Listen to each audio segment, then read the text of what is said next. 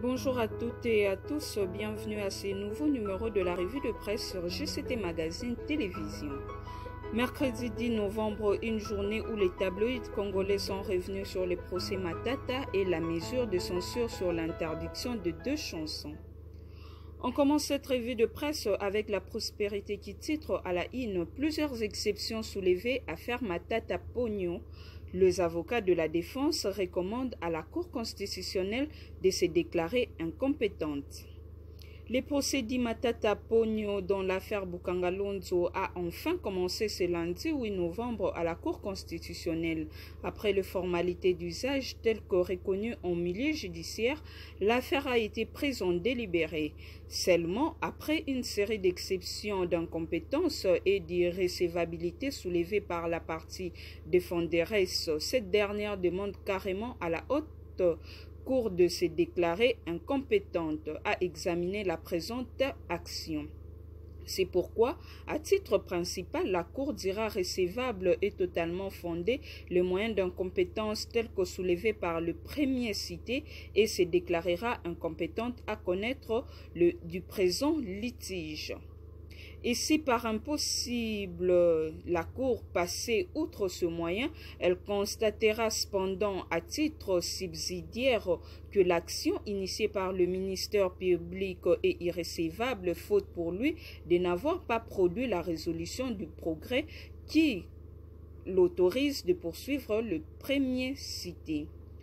Conclut dans une note de plaidoirie, Maître Nyabirungu Mwene Songa, avocat au barreau près la Cour de cassation et du Conseil d'État, ainsi que membre du Conseil d'avocats de l'ancien Premier ministre sénateur Augustin Matata Pogno, traîné en justice devant la Cour constitutionnelle au sujet des griefs de détournement de deniers publics dans le cadre du dossier du parc agro-industriel Bukangalonzo. En contenu de cette note de plaidoirie adressée au président de la Cour constitutionnelle, aux juges membres de cette juridiction, il y ressort des explications détaillées et profondes d'exception d'incompétence et d'irrécevabilité mettant en exergue les péripéties pour la Cour constitutionnelle de statuer dans cette affaire judiciaire ouverte par le procureur général près cette juridiction. Reprise intégralement ci-dessous de notes de plaidoirie de la défense en temps placé, la Haute Cour devant son devoir de respecter la Constitution et les lois de la République, soit en se déclarant incompétente à traiter la présente action, soit en la décrétant irrécevable. Pour les avocats de Matata, la logique est simple. L'on ne peut opposer devant la Cour constitutionnelle qu'un président de la République et un Premier ministre en fonction. Dans le contexte impliquant leurs clients, il ne peut comparaître encore une fois devant la Cour du fait qu'il ne porte plus la casquette de Premier ministre de la République dans l'esprit de la partie accusée. Agir à l'encontre de ces principes serait la meilleure façon de consacrer l'injustice et l'irrégularité par la violence des articles 163, 164, 17, alinéa 2 et 62 de la Constitution. 101, 102, 103 et 105 de la loi organique relative à la Cour constitutionnelle. Toujours dans ces registres, Forum des As souligne dans un article Bukangalonzo vers une impasse juridique qui risque d'humilier le pays. Dans leur note de plaidoirie, les avocats de Matata relèvent les dispositions qui établissent l'incompétence de la Haute Cour. Comme annoncé, la Cour constitutionnelle se prononcera dans 8 jours à compter du lundi 8 novembre dernier sur les exceptions soulevées par les avocats de l'ancien Premier ministre Augustin Matata Pogno dans l'affaire de détournement présumé de fonds destinés au parc agro-industriel de Bukangalonzo, opposant ces derniers et ses co-accusés au ministère public. Dans leur note de plaidoirie déposée à la Haute Cour, les avocats de l'homme à la cravate rouge ont soulevé les exceptions relatives à l'incompétence de cette juridiction et l'irrécevabilité de la cause de la cause. Ces avocats, parmi lesquels le pénaliste Nyaribungu Mwenesonga, ont appuyé leurs moyens par plusieurs dispositions légales. Allez en croire les intitulés de réquisitoire du PG près cette juridiction adressée au bureau du Sénat en disent long sur cette confusion juridique. Sur quelle base juridique, sur quelle disposition de la Constitution ou de la loi, un procureur général près la Cour constitutionnelle dont la compétence pénale est strictement limitée au président de la République et au Premier ministre en fonction peut-il oser requérir contre des parlementaires en vue de leur poursuite ou de leur mise en accusation, s'interrogent ces avocats juristes. Parlons culture dans cette revue de presse avec 7 sur 7.cd qui titre RDC le chanson Nini Tosalité du groupe MPR et la lettre à Yachichi de Bob Elvis interdite de diffusion. La Commission nationale de censure de chansons et des spectacles interdit la diffusion de chansons Nini Tosalité du groupe musical Musique populaire de la Révolution MPR en sigle et Lettre à Yachichi dans le radio des télévisions de la République démocratique du Congo. Cette institution qui dépend du ministère de la Justice, des gardes de Sceaux, après cette décision ce mardi 8 novembre 2021. Elle justifie sa décision par la violation par ces jeunes artistes du décret numéro 003 du 21 février 1996 portant création de la commission de censure des chansons et des spectacles.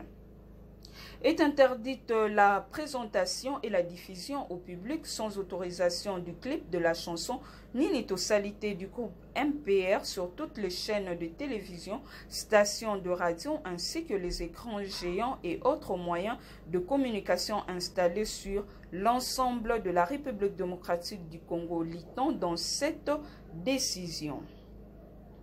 Depuis sa sortie il y a 3 jours, la chanson Nini Tosalité est sur toutes les lèvres en RDC. Dans cette chanson, le groupe MPR peint le tableau sombre dans lequel la jeunesse congolaise vit. Il souligne aussi les désespoirs qui caractérisent son avenir.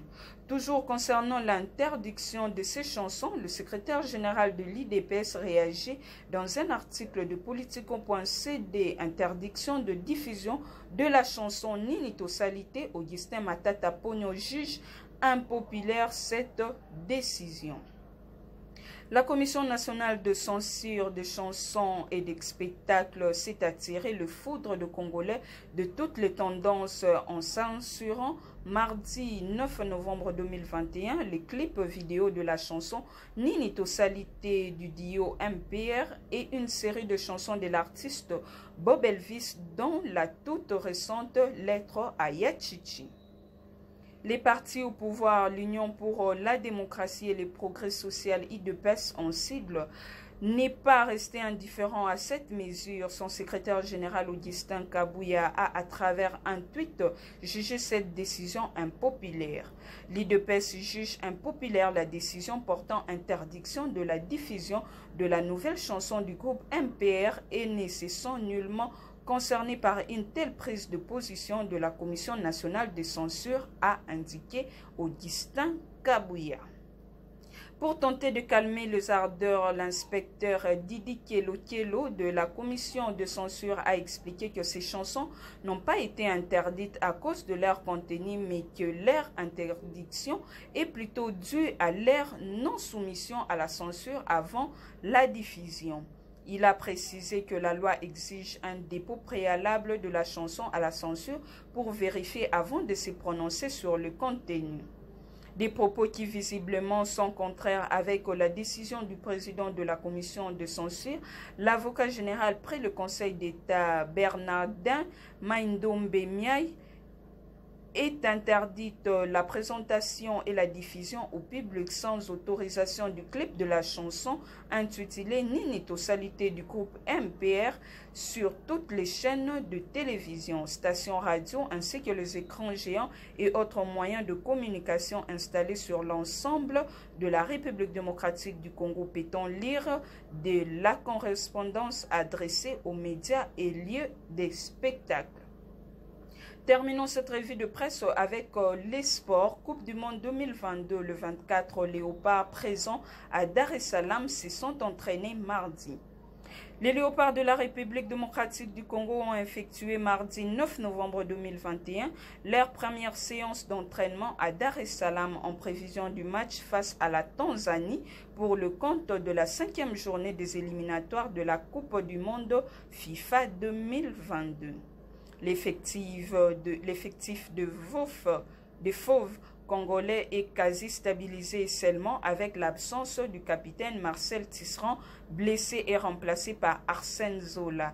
Les 24 joueurs retenus au total se sont entraînés cet après-midi à Jakaya, Kikwete Young Park sur le terrain d'Inspiring New Generation.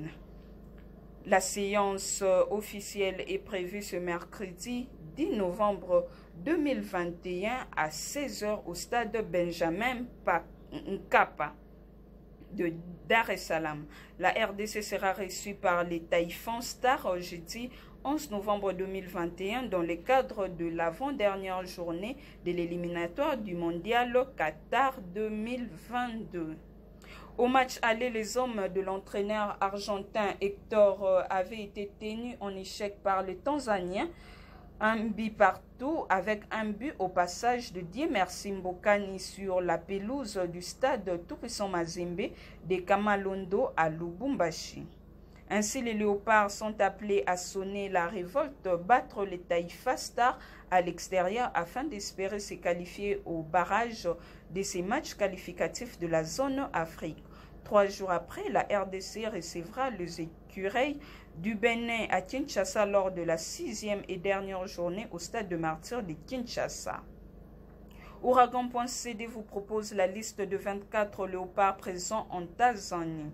Lomboto Hervé, Juma Shabani Wadol, Malongo Ngita Ben, Idumba Fasika Nathan, Kiasumbwa Joël, Pasinzao Lionel, Nsakala Mayele Fabrice, Bola Siyala Yannick, Akolo Ababa Shadrach, Nganduka Yamba Joël, Kakuta Gaël, Bakambu Cédric, Luyindama Christian, Mutusami Samuel, Kayembe Edo, Bastien Binda Samuel, Ngonda Muzinga Glodi, Mbemba Mangulu Chancel, Maswaku Kawela Arthur, Mbokani Bezwa Dieu merci, Kebano Neskens, Mukoko Amaele Dieu merci, Ngoma Luamba Fabrice, Muzungulu Kombe Shadrach. Éliminatoire mondial 2022, Hector Cuper et Dieu merci Mbokani espère un bon résultat contre la Tanzanie, ajoute Radio Okapi.net. Les sélectionneurs de la RDC, Hector Cuper et les capitaines de l'équipe Diemersi Mbokani espèrent réaliser un bon résultat de Léopard lors du match de la 5e journée des éliminatoires de la Coupe du Monde Qatar 2022 prévu ce jeudi 11 novembre contre les Taifa Stars de la Tanzanie. Selon la FECOFA, le sélectionneur de la RDC a indiqué au cours de la conférence de presse d'avant-match tenu ce mercredi 10 novembre au siège de la Fédération tanzanienne de football que le match contre la Tanzanie était une finale. Nous pensons que les éliminatoires du Mondial Qatar 2022 sont déjà passés. Le match que nous jouons ce jeudi 11 novembre contre la Tanzanie est considéré comme une finale. Il n'est pas facile, mais nous allons mettre toutes les stratégies pour que nous gagnions cette rencontre de la 5e journée, surtout que le dispositif tactique du match aller à Lubumbashi contre la même équipe sera quelque peu modifié. Nous ferons le maximum en évitant les erreurs afin de s'imposer à Dar es Salaam. Pour sa part, le capitaine Demersim Bokani a fait savoir que l'objectif du groupe était de prendre les 3 points face à l'équipe tanzanienne. L'ambiance est bonne dans l'équipe et nous parlons tous le même langage. Nous ferons tout ce qui est de notre mieux pour mouiller le maillot et surtout arracher la victoire avant d'aborder le Bénin le dimanche prochain à domicile, surtout avec l'arrivée de Gaël Kakuta et Nesken Kebano. Après 4 journées, le classement du groupe J se présente comme suit. Tanzanie 7 points plus 1, Bénin 7 points plus 1, RDC 5 points plus 1, Madagascar 3 points moins 3. C'est que nous jetons l'encre dans cette revue de presse avant de nous quitter. Voici notre pensée du jour avec Aristote. L'ignorant affirme, le savant doute, le sage réfléchit. Restez connectés sur votre chaîne JCT Magazine Télévision et abonnez-vous massivement sur notre chaîne JCT Magazine. Là, nous pensons à nos très chers internautes, le plus grand internaute de JCT Magazine, le collège